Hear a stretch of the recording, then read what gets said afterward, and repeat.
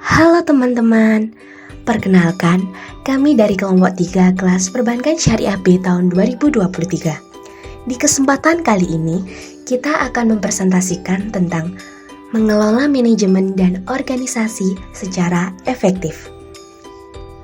Apa sih manajemen itu?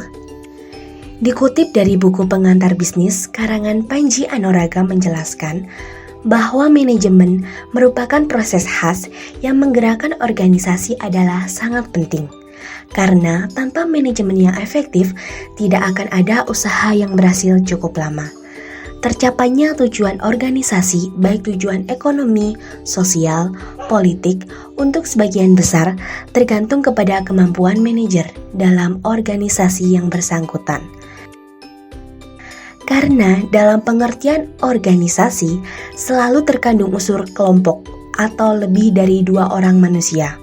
Maka manajemen pun biasanya digunakan dalam hubungan usaha suatu kelompok manusia, walaupun manajemen itu dapat pula ditetapkan terhadap usaha-usaha individu. Apa aja sih konsep dasar manajemen itu? Yang pertama adalah perencanaan atau planning. Perencanaan meliputi menentukan tujuan organisasi, menetapkan suatu strategi keseluruhan untuk mencapai tujuan, dan mengembangkan suatu hierarki rencana yang menyeluruh untuk memadukan dan mengkoordinasikan kegiatan-kegiatan. Yang kedua adalah pengorganisasian atau organizing. Pengorganisasian merupakan tanggung jawab dalam perencanaan struktur organisasi. Fungsi ini mencakup penetapan tugas-tugas apa yang harus dilakukan, siapa yang harus melakukan, bagaimana tugas-tugas ini dikelompokkan, siapa melapor kepada siapa, dan di mana keputusan harus diambil. Yang ketiga adalah kepemimpinan atau leading. Semua organisasi terdiri dari orang-orang, dan tugas mereka adalah mengarahkan dan mengkoordinasi mereka. Inilah fungsi kepemimpinan. Saat mereka memotivasi bawahan, mengarahkan kegiatan orang lain, memilih saluran komunikatif yang paling efektif, atau memecahkan konflik antara anggota. Mereka itu sedang melaksanakan kepemimpinan. Yang keempat adalah pengendalian atau controlling. Pengendalian merupakan fungsi yang terakhir. Setelah tujuan-tujuan ditentukan, rencana-rencana dirumuskan, pengaturan struktural digambarkan, dan orang-orang dipekerjakan, dilatih, dan dimotivasi, masih ada kemungkinan bahwa ada sesuatu yang keliru. Untuk memastikan bahwa semua urusan berjalan seperti seharusnya, manajemen harus memantau kinerja organisasi. Kinerja yang sebenarnya harus dibandingkan dengan tujuan-tujuan yang ditetapkan sebelumnya. Jika terdapat penyimpangan yang cukup berat, adalah tugas manajemen untuk mengembalikan organisasi itu pada jalurnya.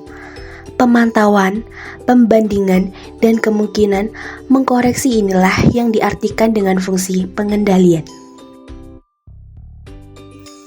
Bagaimana cara mengelola secara efektif? Efektif menurut Peter F. Drucker adalah mengerjakan pekerjaan yang benar atau doing the right things. Dalam kegiatan bisnis, terkadang kita melakukan pekerjaan yang tidak efektif, bahkan juga tidak efisien. Strategi untuk meningkatkan efektivitas manajemen. Yang pertama, lebih akurat, memahami lebih jelas sasaran organisasi dan menerapkan perencanaan yang tepat.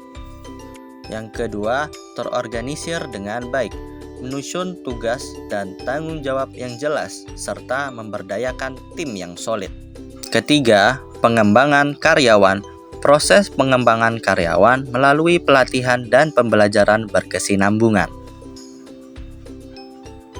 Penerapan manajemen efektif dalam organisasi. Pertama, pendekatan kinerja. Memotivasi karyawan untuk meningkatkan kinerja dan pencapaian tujuan organisasi melalui insentif. Kedua, penerapan teknologi. memanfaatkan teknologi dan sistem informasi tanpa meninggalkan nilai organisasi. Yang ketiga, inovasi. Mendorong inovasi dan kreativitas agar organisasi tetap bersaing di pasar global. Tantangan dalam mengelola manajemen dan organisasi, di antaranya sebagai berikut. Kondisi finansial yang tidak menentu. Manajemen harus beradaptasi dengan cepat pada perubahan ekonomi untuk mencegah kerugian. Interaksi yang buruk. Menghadapi konflik dalam komunikasi antar karyawan serta masalah perekrutan dan promosi yang tidak akurat. Pasar global yang kompetitif. Menghadapi persaingan di pasar global serta kebutuhan akan adaptasi untuk bertahan. Jadi, hubungan antara organisasi dan manajemen sangat berkaitan. Kenapa? Karena dalam suatu organisasi dibutuhkan manajemen. Mengapa demikian? Karena untuk mencapai tujuan dari organisasi tersebut, manajemenlah yang mengatur berjalannya atau terlaksananya tujuan yang lebih efektif dan efisien. Jadi, hubungan antara organisasi dan manajemen sangatlah erat. Karena manajemen adalah proses pencapaian sebuah tujuan kerjasama antara dua orang atau lebih. Sedangkan organisasi itu sendiri sebagai wadah untuk mencapai tujuan dari sekelompok manusia. Disinilah timbal balik dibentuk. Strategi yang harus diterapkan. Yang pertama, memberikan kesempatan pada setiap karyawan untuk menyalurkan ide dan gagasan pribadi mereka. Karena di dalam suatu perusahaan, karyawan juga berkontribusi dalam mengembangkan perusahaan atau sebagai roda penggerak suatu perusahaan. Sehingga ide dan gagasan dari setiap karyawan juga perlu didengarkan dan dipertimbangkan. Yang kedua, memberikan penghargaan atau reward kepada karyawan yang bertujuan untuk membuat karyawan lainnya agar termotivasi untuk dapat menjadi lebih baik. Hal tersebut nantinya akan memberikan kontribusi besar terhadap perusahaan dalam mengembangkan perusahaan. Ketiga, mengadakan program pelatihan bagi karyawan. Adanya beberapa jenis pelatihan dan pengembangan SDM yang dapat dilakukan. Di antaranya adalah skill training, retraining, atau pelatihan ulang, cross-functional training, team training, dan creativity training.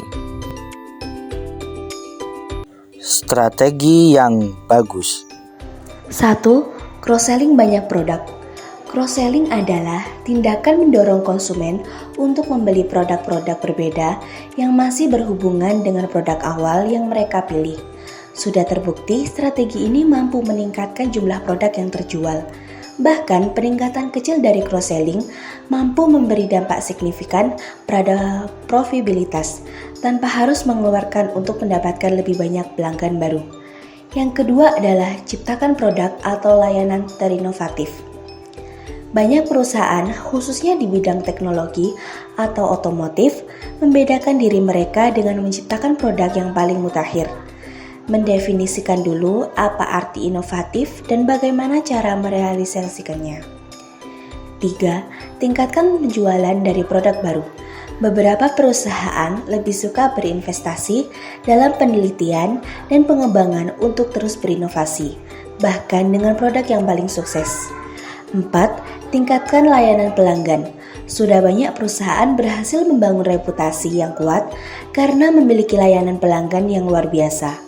Strategi yang satu ini sangat efektif karena berhubungan langsung dengan konsumen. Semakin bagus layanannya, semakin betah mereka menggunakan produk kita. 5. Akuisisi perusahaan baru. Dengan mengakuisisi perusahaan baru, peluang perusahaan untuk bersaing di pasar yang lebih luas terbuka lebar, di mana sebelumnya tidak memiliki kehadiran yang kuat sambil mempertahankan penggunaan produk atau layanan. 6.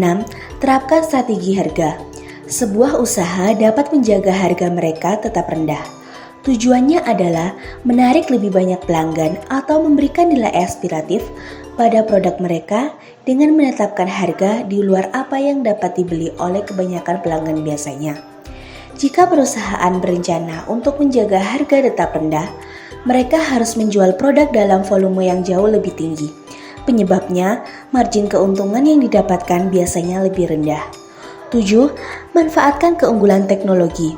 Kita bisa memanfaatkannya ke dalam penelitian dan pengembangan, mengakuisisi perusahaan yang lebih kecil untuk mendapatkan akses ke teknologi, atau bahkan memperoleh karyawan dengan keterampilan unik yang akan memberi perusahaan keunggulan teknologi.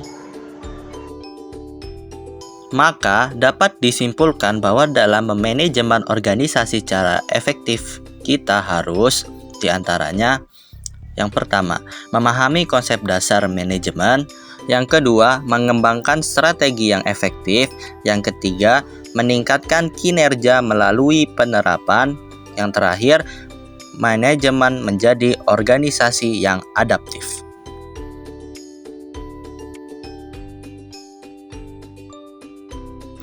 Oke teman-teman, sekian video dari kami, dan mohon maaf bila ada salah kata. Bunga mawar, bunga selasih, warnanya cerah tiada duanya. Cukup sekian dan terima kasih, semoga tidak ada yang bertanya. Terima kasih.